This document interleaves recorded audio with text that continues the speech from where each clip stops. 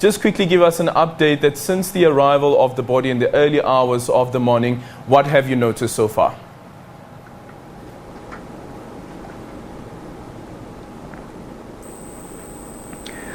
Good morning. It's been another day, or it is another day in a week-long timetable of events, particularly the giving of last respects, the paying of last respects for the late President Magufuli. So the body of the late president went from Dodoma, the capital Dodoma, to Zanzibar. It was received there mid-morning today by government officials, and the body was then taken through the streets of Zanzibar to the Amani Stadium.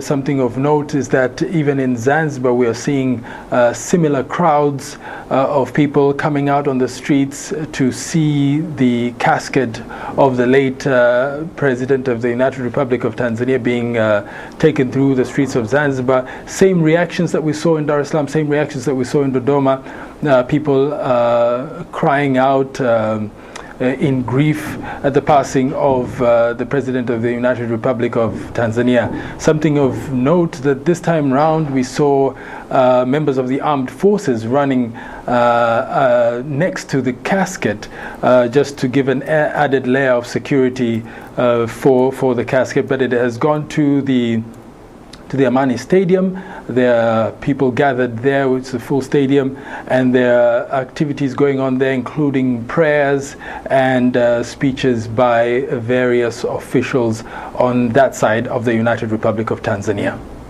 Is it clear that whether each and every mourner who is at the stadium will be able to view the remains of the late president?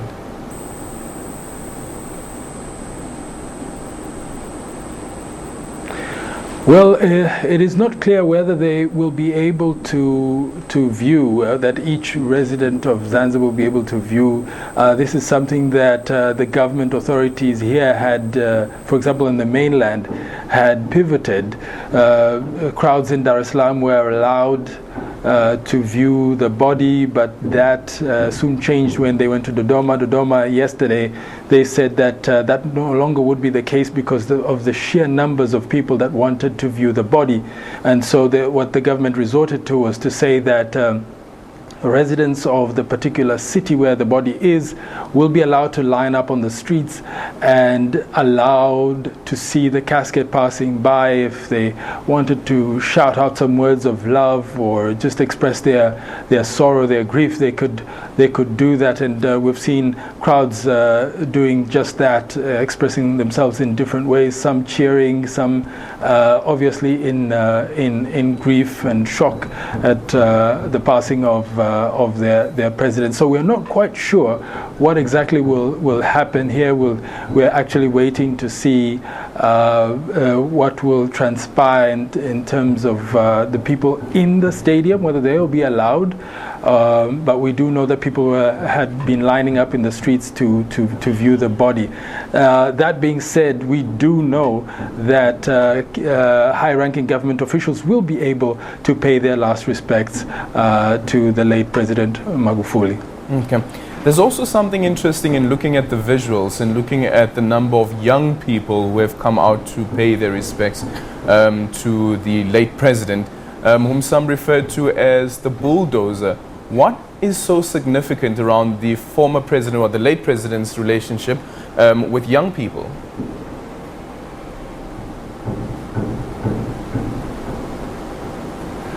That's a very interesting question that you ask. President Magufuli had a very unique relationship with young people in the country in that he gave them a chance. He expressed quite openly that he believed in them, and not just put that in terms of rhetoric.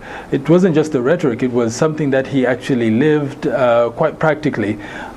He made sure that, for example, for the first time or for the first time in a long time, you'd see, for example, young people being appointed to the positions such as district commissioners, which were mostly occupied by the older generation. So you see young people being appointed to various positions, directors in district councils and things of that nature.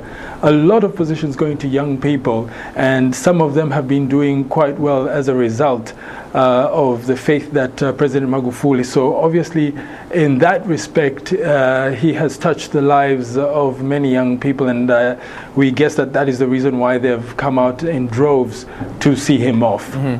And those droves also what we saw a couple of days ago at the port city of Dar es Salaam, where there was a stampede leading to the deaths of 5 people, including 4 children. Is there any update with regards to that incident, and whether the investigation or has had any preliminary information around what happened there?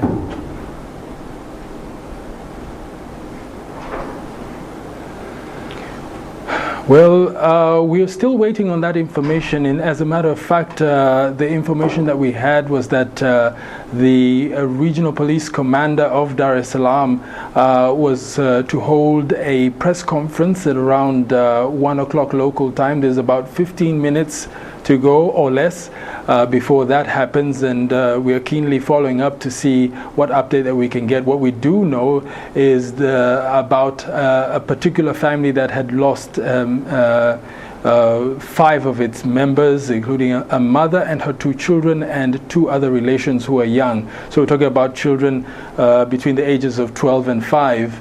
4 of them lost their lives there, and of course their mother on the 21st, which was on Sunday, at the Uhuru Stadium in Dar es Salaam, was trying to give their last respects.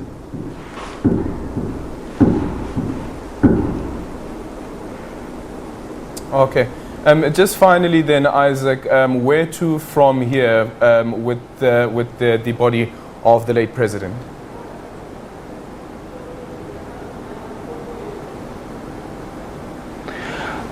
Well, once the activities in Zanzibar are done later on in the day, we expect that the body of the late president will be taken to Mwanza. Mwanza is the northern city. It's a northern city. It's a big city, one of the largest cities apart from Dar es Salaam in the country.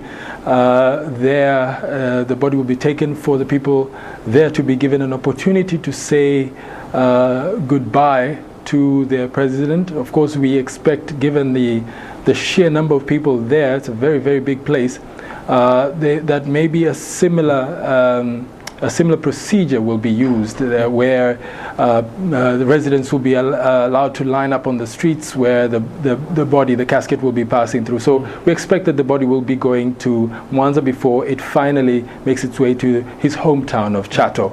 And Isaac, what we've seen is this, because of the body of the president moving to various towns and various provinces, this has all obviously led to more people on the streets, and this is all happening during a time of a health crisis in the COVID-19 pandemic.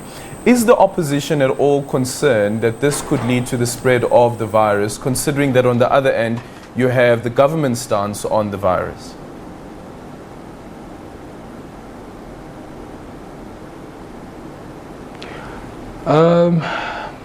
Well, they had voiced their concerns in the past. Nothing too significant, I would say. We haven't seen them coming out and talking about that. Considering the mood of the country, I think that is the last thing Tanzanians would want to hear, considering that they had been living quite comfortably, no major incidences of cases being reported, and I'm talking at least at street level, because this is, I believe, what is giving Tanzania a little bit of a difference from elsewhere. So nothing major coming from the opposition in that respect. Obviously, maybe understanding the situation that the country is in right now.